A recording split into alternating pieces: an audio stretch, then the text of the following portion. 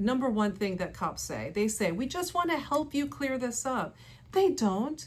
All right, you guys, I represent a lot of people, and what is always gut-wrenching to me is when I have a really great client who makes the mistake of admitting too much to an officer, and the officer will essentially charge them with a crime that they weren't even investigating in the first place. So what are these tactics? There are so many tactics that police use in order to make their job easier. And what do I mean? You know, if they can get an admission, if they can get consent to search you when they really don't have the right, their jobs become really easy, and there's simple things that you can do to protect your rights. Now, number one thing that cops say, they say, we just want to help you clear this up. They don't. They want to make their job easier. And if you admit to something, it makes their job easier because they don't have to interview as many witnesses, they don't have to get as much video, they don't have to spend as much time making their case clear cut because you already admitted to whatever they wanted. And mind you, a lot of people admit to things that they didn't even do because they're so nervous. After all, you're talking to someone with a gun. The second thing is tell us what happened and we'll take leniency on you.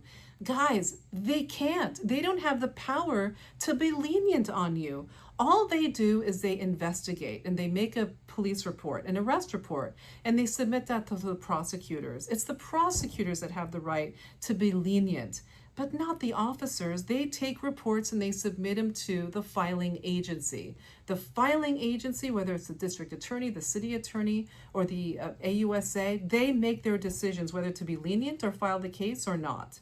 The next thing, your friend snitched on you.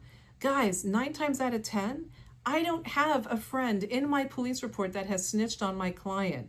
They make that up because they believe if they tell you, look, you're already good for this crime because your friend said that you did it, you're going to admit to it. Don't make their job easier and don't fall for the lie.